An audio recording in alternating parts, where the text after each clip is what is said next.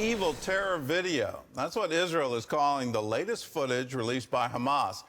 It shows 3 elderly hostages begging for their freedom and urging Israel to stop the bombing. Well, in Tel Aviv, United States Secretary of Defense Lloyd Austin called America's commitment to Israel unshakable.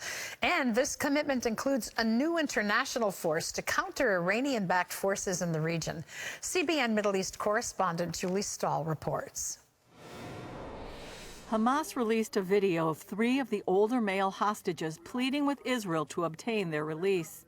Chaim Perry said he's being held with other elderly hostages, all with chronic illnesses. He said they feel abandoned and don't want to die as a result of Israeli airstrikes. The 3 chanting, "At all costs, don't throw us away in old age." In a briefing to the nation, IDF spokesman Daniel Hagari spoke directly to the hostages and said that Israel is doing everything it can to get them out. The video Hamas released in the past hour is an evil terror video. It indicates Hamas' brutality toward very old civilians, innocent and in need of medical attention. Hamas is still holding more than 100 hostages, including women and 2 children. The 2 sides are reportedly exploring the possibility of a new round of negotiations. Visiting U.S. Defense Secretary Lloyd Austin said the U.S. will continue to push for the return of the hostages. He also called the October 7 massacre an act of sheer evil, which Hamas has vowed to repeat again and again. No country should tolerate such a danger.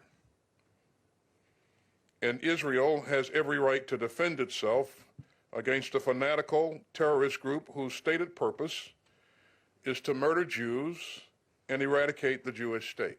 Israeli Defense Minister Yoav Gallant says Israel's war is for more than just itself. Our common enemies around the world are watching, and they know that Israel's victory is the victory of the free world led by the United States of America.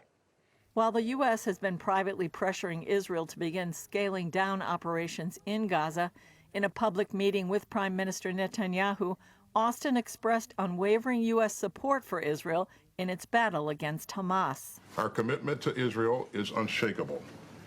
I know that Israel is a small, tight-knit country, and I know that all Israelis were touched by the vast evil committed by Hamas. This is Austin's 2nd time here since the October 7 massacre. So I'm here to mourn with you for the innocent souls taken from you on October 7th. America's commitment to Israel is unwavering, and no individual, group, or state should test our resolve. That includes Iran's backing of terror groups in the region like Hezbollah in Lebanon and the Houthis of Yemen, who have been attacking commercial ships in the Red Sea. Austin announcing a new force to protect shipping in the region.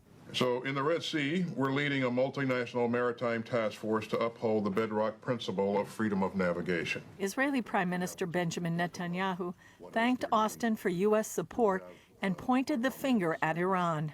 This is a battle against the Iranian axis of terror, which is now threatening to close the maritime Strait of Bab el-Mandeb. This threatens the freedom of navigation of the entire world. Julie Stahl, CBN News, Jerusalem. Well, I certainly appreciate the words of General Austin and the stand of the Biden administration to stand with Israel and deploy military assets to make sure navigation is free in the Red Sea, and to deploy assets to say to any other neighboring countries, do not join in with this war.